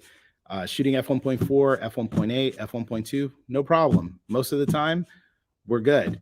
This lens had an unacceptable number of photos that when I got back to my computer and started looking at the photos, that they were soft, they were slightly out of focus. They were like 85, 90% in focus. They weren't that sharp, as people say, that clinically sharp focus that I personally like to see in my portraits.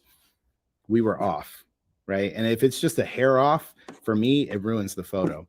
So, your camera shouldn't do it, but it does. Every camera does that. And the X factor in what makes that happen, from what I've seen, is the technology of the motors that they're using to move the optical elements within the barrel of the lens. So once again, it's one of those things where if you have, let's say, you have a Ferrari, but you have like a Mazda minivan engine inside of the Ferrari, you got a problem, right? So our camera bodies, they're Ferraris. These processors that they're putting into this stuff can tell the difference from your left and right side of your body, your leg from your arm, your right eye from your left eye, the difference of a bird versus a frog versus a human versus a stick of wood, right? It could tell the difference between all of those things. And it's going to drive that information electronically from the camera processor to the lens processor. And then it's going to move the optical elements within the barrel of the lens. If what's controlling those optical elements moving back and forth, if it's an archaic way of being able to do that, you're going to have a bottleneck. And so you will run into scenarios often. And I've done it. And I'm telling you, as somebody who has shot, I've been shooting now for 20 plus years. I've been shooting Sony since 2014. I've shot every lens. I've shot most third-party stuff that's out there. Some of it I talk about, some of it I don't, because I don't want to talk crap about products sometimes, Sometimes third-party stuff like these lenses, I'm not going to name them because you might get the lens and you might love it. And you might be perfectly fine with an 85% sharpness. Like, I'm not going to say you have to accept my standard of what's good or not. I'm just saying from my experience, like it doesn't work for me. Right. But that's where the bottleneck is. The bottleneck oftentimes becomes what is the technology that is being used to move the optics within the barrel of the lens. So in the case of the 20 to 70, you have these extreme dynamic linear motors. Do me a favor, once this live stream is done, if you want to open up another tab, do a search for Sony XD linear motors and look at the video, and it actually will show you like how it moves the lens elements, and it's insane. Like, it's super fast. The amount of thrust that can be generated using these motors is very fast, it's very precise, and it's very quiet. So yeah, John, I agree with you. It should not shoot until it's in focus, but it does, and that's what leads to problems. To be honest, then resolution is super useful for pretty much everything except for your file sizes. That's the thing. I mean, that's one of the big reasons why people go full frame. They want to have the bigger resolution. They want to have that, wider field of view starting out, so that if they want to crop in, they could do that. If they want to have a smaller file size, most of the time they could do that by making the image smaller. In the case of like A7R5, you can just make the raw files smaller, which is pretty cool. Dion, how's it going? Good morning, good afternoon, good evening. That was the issue with the first 70 to 200 GM. 70 to 200 GM was like a top 5 portrait lens for me. It was great. And I'm saying great with like a capital G, all the way up to like, I would say A7R4. In terms of like the processor that was available for that camera, everything available prior to that, 70 to 200 G Master was great, the original. When you start getting into Alpha 1, which had a crazy fast processor, if you start getting into like Alpha 7S3, Alpha 7 IV, FX3, R5, all the like current generation, you start to see a difference with that 70 to 200, the first one. The autofocus, it was good, but you will run into issues where the processor is so fast on the camera, it's hard to keep up. And so that's why they updated it to a Mark II version. That's why they updated, 24 to 70 to a Mark II version, in my opinion, right? These are Miguel Quiles, not a endorsed, affiliated comment. This is just me talking. But that's in my opinion why that was done. So John says, thank you for answering the tough questions. My pleasure. There's no tough questions for me. I will answer, everything and be as honest as possible. This is one of the things with creating content on YouTube. It's very easy as a content creator for me to say things that would be well received by the audience, right? And so this is where, for me, I have a challenge sometimes, and why maybe I don't release as much content. Like, I would have loved to have come out with a video today on this 20 to 70 on my channel. I do have a video on Alpha Universe, so if you haven't watched that, watch my video on Alpha Universe. You can see my full, thoughts on it. But oftentimes I have trouble, kind of talking about things on my own channel. Just really, not that I don't want to answer the tough questions, but I don't want to say, and I don't agree with a lot of what's being said in the echo chamber that is the photography community, and that's one of the reasons, like one of the things early on in this live stream, if you missed it, watch the replay, but we talked about, a lot of people feeling in the comments being like, oh, it's an f4 lens and I wish it was an f2.8. These are feelings that they don't have any like scientific backing, right? Like I feel like if we were to make an episode of Mythbusters, right? If that's even, is that on TV still? I don't know. But if it is, it would make a perfect episode to be like, okay, this episode of Mythbusters, we're going to talk about f4 versus f2.8. Is f2.8 really better in every single way, shape, or form? And, the reality is like the echo chamber of the photography community is like, oh man, it's an f4. It's not exciting. Meanwhile, I use the lens. I used it as like, my walk around lens. I took studio portraits. I took portraits outside. I did most everything that I would do as a professional, but I also used it as like an everyday, person using a camera, and I liked it. It was good, So a part of me sometimes doesn't want to make that content because I feel like people are going to be like, oh, you're not like hitting it hard enough, right? You're not beating it up, because we want to hear you say f4 is not acceptable. But I didn't have a problem with f4. You know what I mean? So I don't know. Maybe I'm crazy.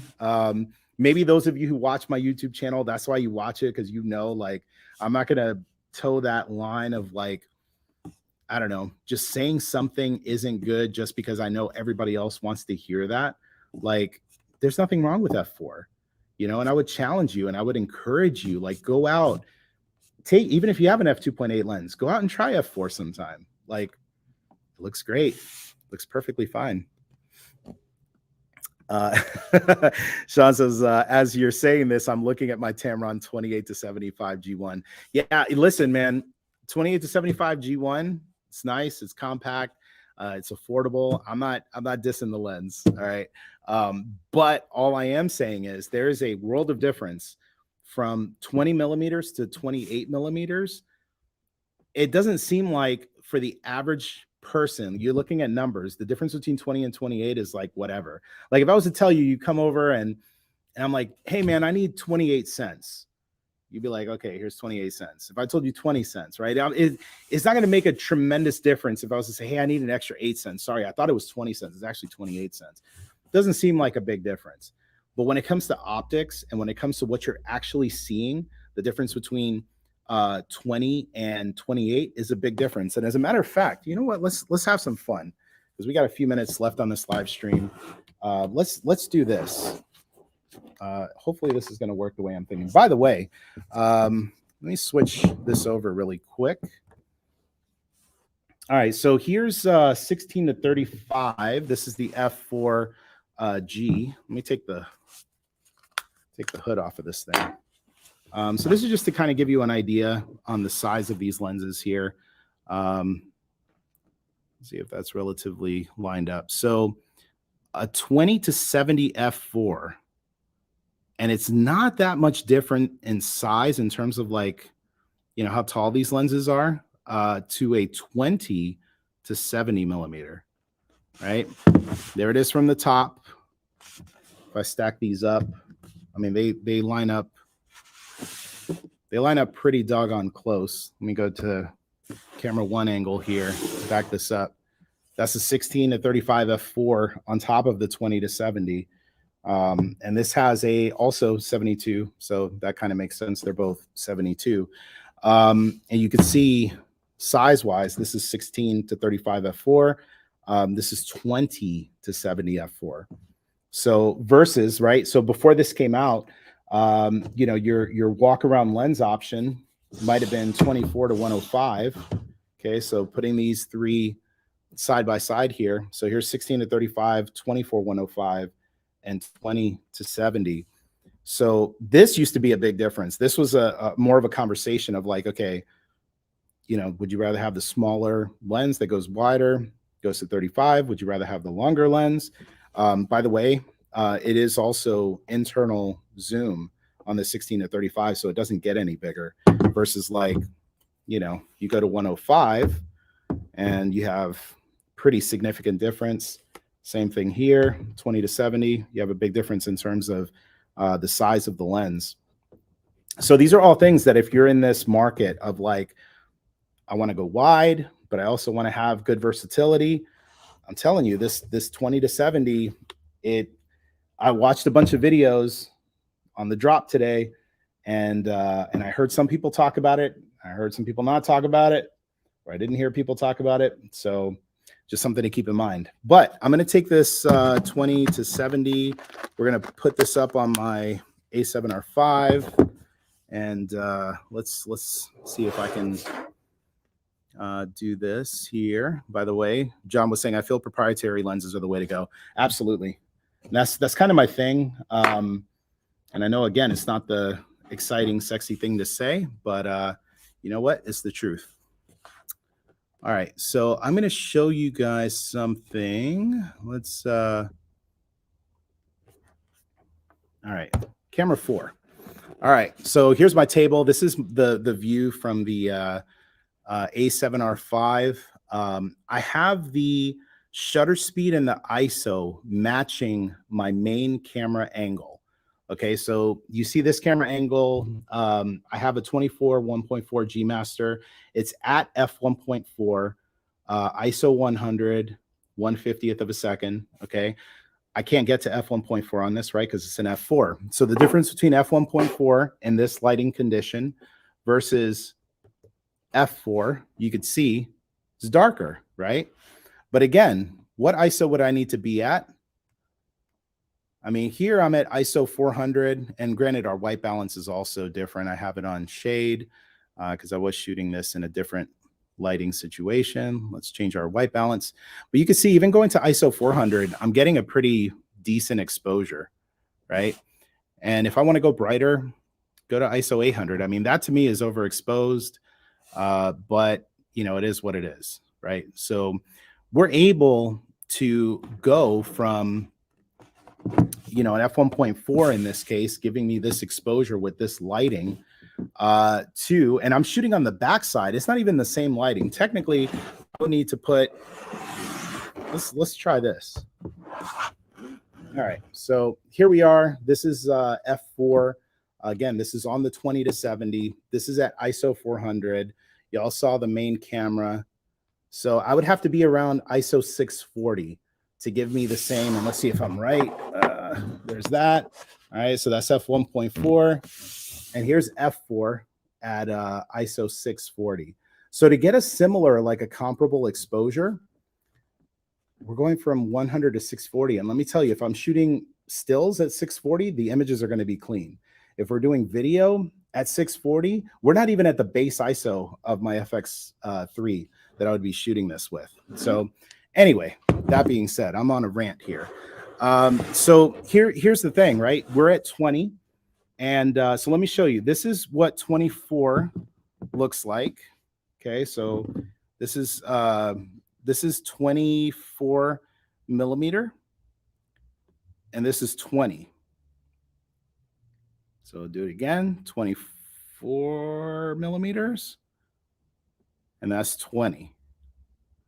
So that's pretty much the difference that you're getting between, let's say, a 24 to 70 versus a 20 to 70. In this case, that's the 24, and that's 20. So you do get more. Again, that's a 10-degree field of view difference. But the other thing too is, like, if I'm getting in really, really close to something, you could see I can still get this in focus. This is at 20 millimeters, and I'm I don't know. Let's see if this. Yeah, well, we can't get it from this angle, but I am about. I mean, I'm less than the length of my cell phone away. Right now, this is. Let's see. I mean, there's no way to really do that. But, you know, I'm just a few inches away from this and I'm still able to get this in focus, which is pretty nice. And then obviously on the 70 millimeter side, you know, you're able to get a pretty good look here. So there's 20 and there's going up to 70. So again, you know, this again, this is f4. And then of course, let me flip over to 1.4. So yeah, on the 1.4, you get a slightly blurrier background. You know, I like my background. Like I spent a lot of time and money and resources to get this background, you know, to get these old cameras. I had to stay up late, you know, and watch a bunch of eBay auctions, go down to the wire to see if I would win the auction, you know. Like I'm proud of that. I want to show it. You know, if anything, I should be shooting at like f16 and you could see all the different cameras that are behind me, you know. So the f4 is not that big of a deal. It's really interesting and learning that way. Very entertaining and useful. Thank you. I appreciate that. Why an f2.8? There's already one of those. Need an affordable one. And there you go. That's half the price right there. It doesn't get much better. Would you prefer this new 20 to 70 over the 24 to 105? So I talked about this earlier in the stream. You have to, I'm going to give you two answers, and it's the only way that I can do this. Today, if you ask me as the professional photographer, Miguel, who prefers to shoot portraits on the longer end of lenses, the 24 to 105, I would prefer professionally. From a everyday Miguel from 10, 20 years ago, or even Miguel today, who may not want to take his professional lenses out, his expensive lenses out, knowing that I'm going to run into situations where like I'll go to the playground with my son, he'll go into like, you know, into these like play places and stuff like that that are really tight and small. 20 to 70 is going to be a better option, you know. Photographing family events, things of that nature, 20 to 70 is going to be a better option. So it just depends, right? Everybody's needs are different. For me personally, for professional portrait work, I'd rather have 24 to 105. As an everyday walk around lens, I think it would be very difficult to find a lens that is better than the 20 to 70 f4 in terms of everything that it offers. Fast focusing motors, all of the different options that you have on the barrel of the lens to be able to, you know, adjust your aperture, you know, lock your iris, declick your aperture. These are things that like you would usually have to send. If it gave you the option, you send it to the manufacturer, you pay money, they declick a lens for you. Like it's awesome. It's out of the box. It's ready to go. F4 and taking photos of stars might get tricky, right? Yes, it would be. You would definitely want to have, because you're dealing in much higher ISO to do like Milky Way and star photographs. So it would be ideal to have something like f2.8 or you know, shallower. Often a lower f-stop means higher build quality, better focus motors, more features, etc. So when you say, or so when you find an f4 lens with all the good stuff, that is quite cool. That right there, my friend, is exactly what I'm saying. There are certain things that you will get in a G Master lens optically that you won't find outside of G Master. But if you have a checklist, there are a lot of boxes that are checked off in terms of what you get in this G series lens versus a G Master lens with the 2470. Plus the added benefit of the fact that like it's smaller and it's half the price. So yeah, I mean, there's a lot of things to consider. I'm hoping that, you know, doing this type of live stream and answering these questions hopefully just gives you a better perspective on like what's really happening, right? So let me switch over here for one quick second. I'm going to go blank for a moment because my main camera battery is at 3%. So hang tight for a second here while I answer this question. All right, so All right, random question. Are you able to show us how easier the zoom ring moves in comparison to the 2470 V1, for example? That I wish I could do. Unfortunately, I do not have the version 1 of the of that lens, so I would not be able to do that. I wish I could. I've only got version 2. So yeah, unfortunately I can't. But hold on, switch over here so y'all have something to look at while I figure out my battery situation. Hang tight. The joys of a live stream. What I should have done is I should have plugged this in when I started the stream. That would have made life pretty easy. There we go. Okay, cool. All right. So, by the way, that's my setup there. FX3 2470 G Master. Go back to my main camera. All right, cool. Yeah, so I could show you in terms of the zoom, which, man, I'm just killing batteries left and right today. Let's see. There it goes. It didn't kill it. It just went to sleep. All right. So let's take a look and see if that kicks on. Well, if not, I could show you here. The zoom is, there we go. So it's very smooth. If I had to compare, right? So this is 20 to 70. This is 2470 G Master. I'm going to put this on smooth. This definitely is smoother on the smooth setting. It's about the same, except like once you get to 70 millimeter, actually, no, once you get from like 50 to 70, that last 20 millimeters, it gets really quick. Compared to 24 to 105. Yeah, this one's a little harder to zoom. It's a little, takes a little bit of forearm strength to get that going. So yeah, I would say it's about as smooth as the 24 to 70 G Master in terms of like just zooming in and out. It's very smooth. It's just that 50 to 70, for whatever reason, on 2470 G Master, it's a little tiny bit smoother to be able to focus. It's interesting. I didn't even think about trying that. What I'm trying to see is if my follow focus can be used as a zoom rocker too. I don't see why not, because you do have you know, some good teeth on this manual focus here.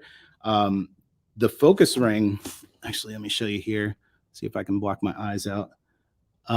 It's really easy to turn.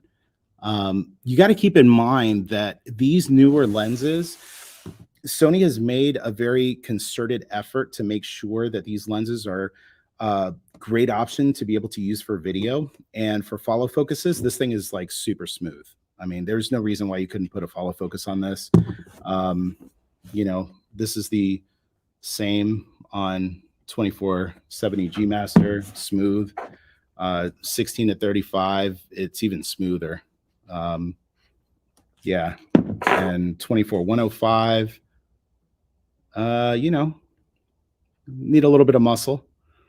As long as you got a good, strong follow focus motor, 24 to 105 would work fine too. Yeah, there you go. Looks smooth. Appreciate that. Maybe I can look into 2470 G2. Yeah, you know, like I said, if it's even part of the conversation, like if it's even a you know, a possibility, then you know you're talking a different league of glass altogether. You have a whole different set of considerations and things of that nature. 24 to 70 G Master version 2, man, it's a great piece of glass for shooting video, for shooting stills. You know, if you're doing weddings, event work, I would put my money on that. It's really good. If you are using it casually for things that are not things that you're making money with, that you're not using it for professional use. Um, you're using it to capture and document everyday life. Uh, you're a different type of user. You're a different buyer. You're in a different situation. I think the 20 to 70 f4 is like a no-brainer option. If you're a content creator who's been shooting stuff on your phone and you want to shoot something that's better quality than that, you pair this up with an A7 IV and you have like a beast of a combination. It's really only until your taste start to, as your palette gets more refined for what you like to see optically, then you might go into some other lenses. But at that point, maybe you're making money and you could buy the G Master line. You could buy, some of the fancier lenses that have the better optics and faster motors and so on and so forth. So it's just a different category. That's why sometimes, like when you go buy cars, you have a base model car all the way up to the car that has, I sat in the other day, it was crazy. I have a BMW and I sat in this other BMW, same model as mine. And it has a chair that massages you. Like, I'm like, my car doesn't have that. I got heated seats and I thought that was cool. They got heated, ventilated, and the seats, it has like a shiatsu massager in the chair. Yeah, I'm just thinking, man, how cool would that be if I do a long road trip and the car seat is like massaging me? Like, that's crazy, but I bet you if I check the sticker price on that, I'm pretty sure I'm spending like maybe 20, 30, 40 grand more than what was already a very expensive car, so yeah. I really enjoy your camera collection. I've been collecting cameras for over 50 years. Love the similarities and differences. Yeah, it's been fun. I haven't talked about this, and now I guess is a good time to mention this. But over the course of the last like 8 or 9 months, I read your comments. I read everybody's comments on my YouTube videos. I'm making videos, and for the past, I started making content, I believe in like 2014. And I'm using professional equipment, professional cameras. These days I've got FX3 that I'm shooting on. I have an FX6 in the studio. I have FX9 that I've been using since it came out. Prior to that, I had FS5 and FS7 Mark II. We're talking $10,000, $11,000, $12,000 cameras. My lens collection that's off screen here. I mean, it's crazy to sit and think. Like, I'm very fortunate. I'm very blessed. But there are a lot of people that are watching my content that live in parts of the world where this is not an option for them. Like, they might make a very small amount of money and they're just as passionate about image making, shooting portraits, all of that good stuff. But maybe they can't afford even like a regular like entry-level camera with a kit lens. I don't want my content to have that barrier of entry. And that's been something that's been on my heart pretty much all of 2022. And I struggled to try to figure out, like, how do I do this? How do I create content and teach photography, but still be able to make it accessible to everybody, right? And so as I thought about it, I'm like, you know what? Like, I started selling cameras back in the day. Like, one of my first jobs out of high school, I worked in a camera store. And I remember being that guy who couldn't afford the stuff that I was selling in the store. I sold every kind of digital camera. I sold SLR cameras back in the day, and just being like, dang, I can't afford any of this stuff. I would love to afford these things. And, I was able to buy some stuff over time. But long story short, I want to be able to shoot with some of those older cameras that I remember that I had a love and a passion for, when I first started.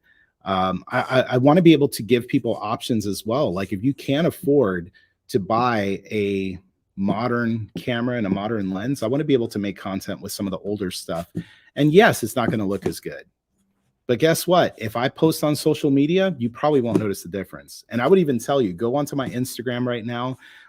It's linked somewhere, maybe in my last video. You can click the link. There's a photo that I shot there with, let me see if I have it. handy. With this guy here, actually, I made a YouTube short about it, so you don't even need to go that far. You can check my YouTube Shorts tab. This is the DSC. I'm behind my eyes here. If it's going to focus, DSCF 828. This is a 4 CCD, 4 color sensor. It's the only one that Sony ever made. It's actually the only one ever made, period, because they stopped making it. So it's RGB and emerald for the colors.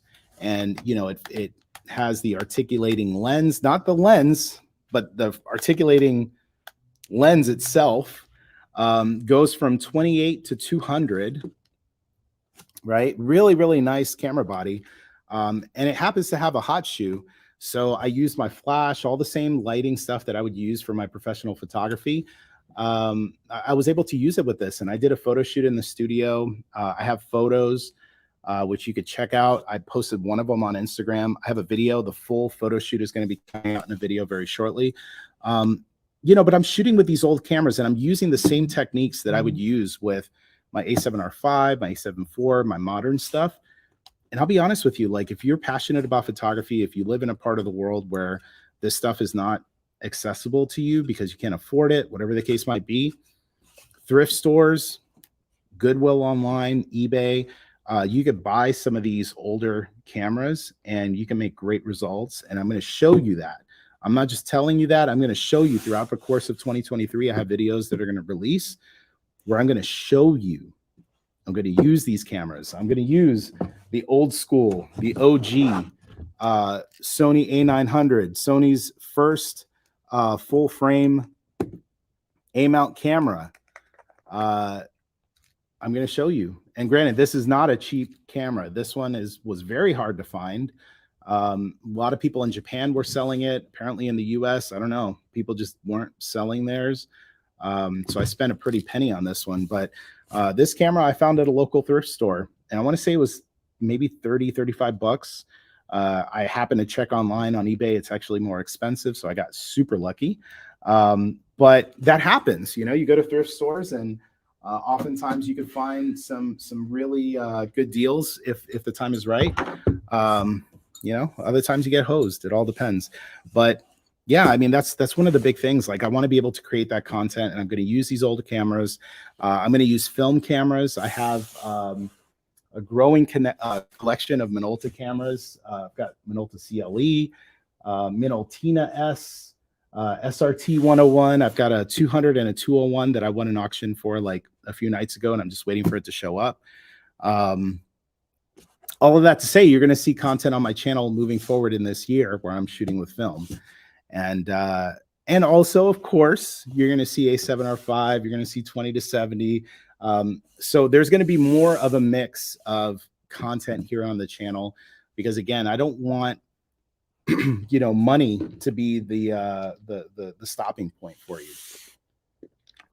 By the way, this video is not sponsored by Popeyes, but I love their chicken. You're one of the nicest Sony guys I've heard. Thank you. I appreciate that. Yeah, you know, and this is the thing, and I guess maybe you know this, maybe you don't. I am a Sony ambassador. I've been a Sony ambassador since 2015. But here's the thing, and I think this is like a misconception that people get. Just because I'm an ambassador for the brand doesn't mean that I don't have my own opinion. The things that I'm telling you in these videos, if I don't believe it, I'm not going to say it. I'm not going to waste my time even speaking the words into existence. The things that I like, I will bring to you. I talk about it. I tell you why I like it. And whatever it is that I say, that is what I believe. If I don't talk about something, chances are I either don't like it or it's not for me. You know, and just because I don't like it, and that's part of the reason why when I was talking about those lenses earlier, I didn't want to specifically call out which lenses it was, because I don't want to add to the echo chamber. I don't want to be that person who's like, oh, well, these lenses aren't good. Because the reality is, a lot of people talk about those lenses and they love it and they're super happy with it. And if you're happy with it, don't let me be the one to discourage you, right? But all that to say, like, even though I'm an ambassador, that doesn't mean that I don't have my own opinion. My opinions are my own. I could use this stuff and not talk about it ever. Like, I don't have to talk about it. I don't have to say anything good or bad or middle of the road or anything else. I say what I say because it's what I feel, because I use the gear. I've been using the gear for a long time. I'm not somebody who, if you're looking for a YouTuber or a content creator or a photographer that shoots everything, my boy Manny Ortiz was on the stream earlier. Check out Manny's channel. He shoots with everything, right? And if you want to be in that world where you want to know, like, what's the difference between different brands, by all means, go for it. There are content creators there that are awesome. Manny is awesome. You can watch his stuff. You can get that perspective. Here on my YouTube channel, I've been shooting Sony since 2014, became an ambassador in 2015. I am Sony only since 2015. I've used everything on the Sony camp. I've used a large percentage of stuff in the third-party market. I get stuff all the time as a YouTuber. Brands, companies send me stuff. I test it out. And if I like it, I'll make a video. And if I don't like it, you will never hear about it. And that's the difference between me and a lot of like people on this platform. They see it as a content opportunity. They'll make a video. They'll say it's bad because A, B, C, and D. I don't like it. They don't recommend it. I don't want to do that because I have seen videos where people have talked about stuff that they don't like. And then I buy it and I'm like, man, this is fine. Like, what's everybody talking about? This is great. You know what I mean? I enjoyed it. Like, I use it all the time. I feel like it was money well spent. But a bunch of people said it wasn't good, right? You probably have had this happen. And then I've also had the opposite happen where people are like, oh, this is really good. I like, this is what I want. And this is what I would recommend. And then I get it. And I'm like, what are you talking about? Mac Studio. Right? Man. Mac Studio. Yeah. Sorry. But like there's things where people are always like, oh, this is the thing to buy. Highly recommended. And then you get it and it leaves you disappointed. So, you know what? The things I personally like, I'll tell you why I like it. The things that I don't like, you know what? It's my personal experience. I've tried on occasion to talk about those things. Maybe at some point I will start to make videos on those things that I don't like. But I try to be positive. I try to, keep things on the up and up. And so I talk about the things that I like.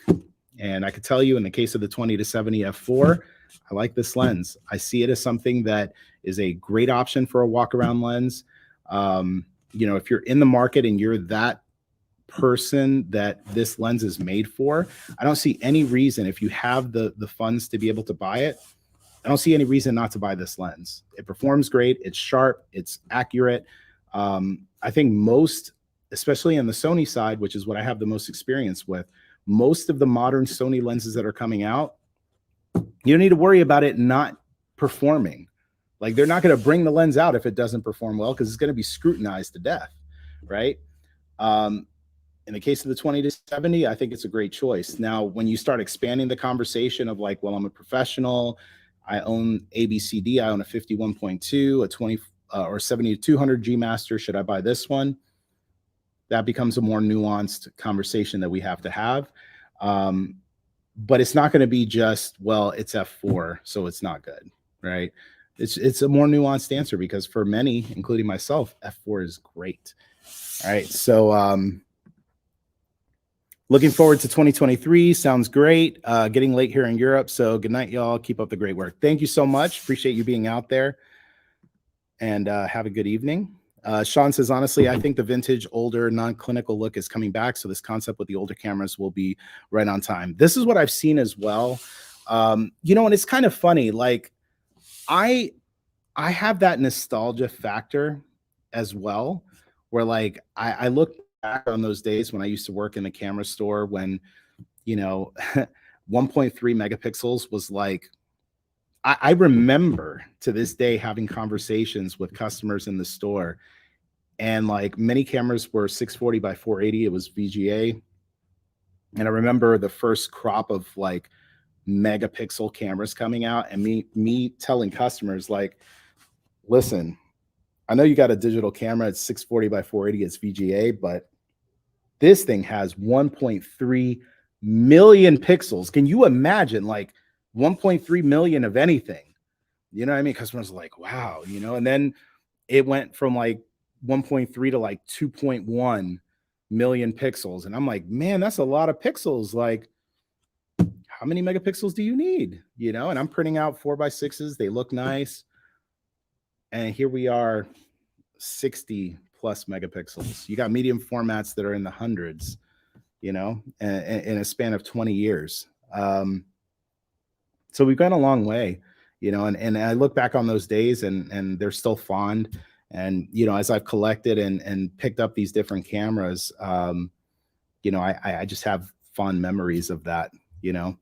So, yeah, you know, I plan on bringing that kind of content. I also have camcorders as well, handy cams. I've got old, as I like to call them, dad cams. You know, these giants. This is Betamax. No, this is Video 8. You know, rocking the dad cam on the shoulder. You know, with the eyepiece. Like all of this stuff, I am planning on using. I'm planning on shooting content. And I'm gonna have fun with it. You know, this thing, I think I got it on Goodwill or at Goodwill. And I want to say this was like 20 some odd dollars. Came in a box with a bunch of stuff. I'm not even sure, you know, most of the stuff I tested it out to make sure it works. And, you know, for the most part, these things worked. But all this stuff, you know, video cameras, photo cameras, digicams, and some more exotic cameras, which we'll obviously talk about when the time comes. You know, all this stuff I'm planning on making content for here in 2023. So if you're catching this live stream, if you watched up to this point, again, do me a favor, leave a like on this video, subscribe to the channel. There's a whole lot more to come. With that being said, it's 4:11 here on the East Coast. FedEx, their cutoff time is 4:45. And I have to return this 20 to 70 millimeter f4 G lens back to Sony. It is not mine. It is on loan. So I got to go return it. So unfortunately, I got to say goodbye. Hope you all enjoyed the live stream. And again, be sure to like, subscribe. I'll see you next time.